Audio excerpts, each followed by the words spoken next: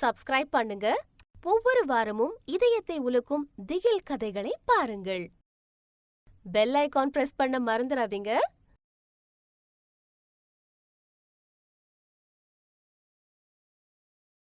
நாளுக்கு நாள் பேரோன் ஃபேமிலியோட கஷ்டங்கள் அதிகமாயிட்டே போச்சு. கேரலின் என்னைக்கு அந்த பயங்கரமான ஆத்மாவை பார்த்தாளோ அன்னையிலிருந்தே கேரலின் தான் பொண்ணுங்க கிட்ட ரொம்ப வித்தியாசமா பிஹேவ் பண்ண ஆரம்பிச்சிருந்தான்.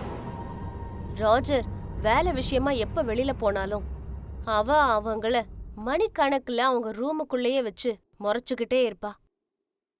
அவ பேச்ச கேக்கலன்னா அவங்கள கத்தி கத்தி பயங்கரமா திட்டுவா. அது மட்டும் இல்ல, ஒருவேளை அவங்க ராஜர் கிட்ட போனாலும் அவங்கள புடிச்சு பயங்கரமா அடிப்பா, அவங்கள காயப்படுத்துவா. இப்போ பெரோன் ஃபேமிலியோட எல்லா மெம்பர்ஸ்க்கும் அந்த வீடு ஹாண்டடா இருக்குன்னு ஒரு விஷயம் உறுதியாயிடுச்சு. அவங்க அம்மாவோட மோசமான நிலைமைய பார்த்து அவளோட 5 பொண்ணுங்களும் ரொம்ப பயந்து போயிட்டாங்க. ஒரு நாள் ராஜர் பார்த்தான், அவங்களோட கடைசி பொண்ணு கதவுல இடிச்சுக்கிட்டு அழுதுகிட்டு இருந்தா. அவன் பக்கத்துல போய் என்ன நடக்குதுன்னு பார்த்தப்போ கேரலின் அவளோட முடிய புடிச்சு இழுத்து வச்சிருந்தா. அவ அந்த முடிய சாப்பிட்டுகிட்டு இருக்கா. அத பார்த்து ராஜர் ஆடி போயிட்டான். உடனே ராஜர் கேரலின அங்கிருந்து புடிச்சு இழுத்துட்டு வெளியில போய் ஒரு சேர்ல கட்டி வச்சுட்டான். அவ பயங்கரமா கத்த ஆரம்பிச்சா. அப்படி இருந்து ராஜர் அவளை அவுத்து விடல. கொஞ்ச நேரத்துக்கு அப்புறம் களைச்சு போய் அவன் மயங்கிட்டா. கண்ணை திறந்து பார்க்கும்போது கேரலினுக்கு கொஞ்சம் சுயநினைவு வந்திருந்துச்சு. அவ ராஜர்கிட்ட சொன்ன ஒரு ஆத்மா என்ன ஆக்கிரமிக்க முயற்சி பண்ணிக்கிட்டு இருக்குன்னு, எனக்கு உன்னோட பொண்ணுங்களை குடுன்னு கேக்குதுன்னு சொன்னான். ஒருவேளை பொண்ணுங்களை குடுக்கலன்னா அப்ப அவளையும் ராஜரையும் கொன்னுடுன்னு சொன்னான். அது மட்டும் இல்லாம அந்த ஆத்மா பார்க்கவே ரொம்ப கொடூரமா இருக்குன்னு சொன்னான். அத சொல்லிக்கிட்டு இருக்கும் போதே கேரலின் மறுபடியும் மயங்கிட்டா. இதெல்லாம் கேட்டதுக்கு அப்புறம் ராஜர் மிரண்டு போயிட்டான். அதுக்கப்புறம் ஏதோ யோசிச்சுட்டு கேரலின பெட் மேல படுக்க வச்சுட்டு அங்கிருந்து வெளியில போயிட்டான். ராஜர் இந்த விஷயங்களை பத்தி தெரிஞ்சுக்கிறதுக்காக தான் வெளியில போயிருந்தான்.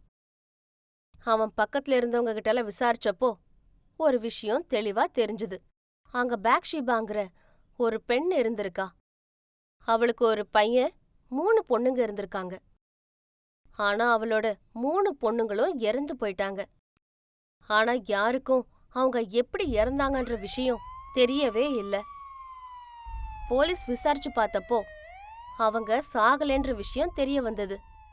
ஆனா அவங்கள யாரோ கொன்றிருக்காங்க. இன்ஃபேக்ட் போலீஸ்க்கு இன்னொரு விஷயமும் தெரிஞ்சிருக்கு. அவளோட ஒரு பொண்ணோட சாவு தலையில ஆணி அடிச்சதுனால ஏற்பட்டிருக்கு. அதெல்லாம் கேட்டதுக்கு அப்புறம் அந்த ஊர்க்காரங்க பேக்ஷீபா ஒரு சூனியக்காரின்னு நினைச்சாங்க.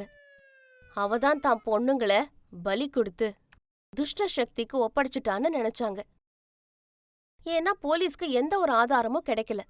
யாராலையும் அவளை ஒண்ணுமே செய்ய முடியல. கொஞ்ச வருஷத்துக்கு அப்புறம் பேக்ஷீபா ஒரு மரத்துல தூக்கு போட்டு தான் உயிரை விட்டுட்டா.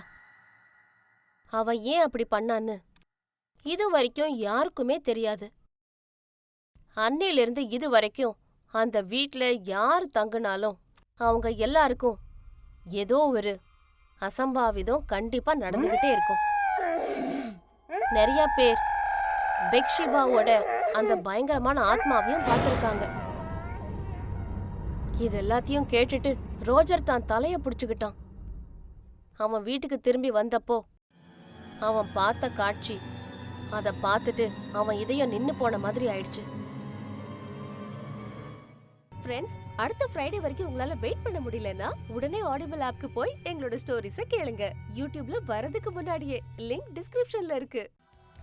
ஒருவேளை உங்களுக்கு எங்களோட இந்த வீடியோ பிடிச்சிருந்ததுன்னா எங்களோட சேனலான KM தமிழ் ஹாரர் டேல்ஸை சப்ஸ்கிரைப் பண்ண கண்டிப்பா மறந்துடாதீங்க.